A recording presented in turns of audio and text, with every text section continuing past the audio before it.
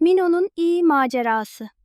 Mino bir sabah erkenden uyandı. Gökyüzü pırıl pırıldı. Kuşlar cıvıl cıvıl ötüyordu. Mino merakla dışarı çıktı. Bahçede bir inek "mö" diye seslendi. Mino gülümsedi. "Merhaba inek," dedi.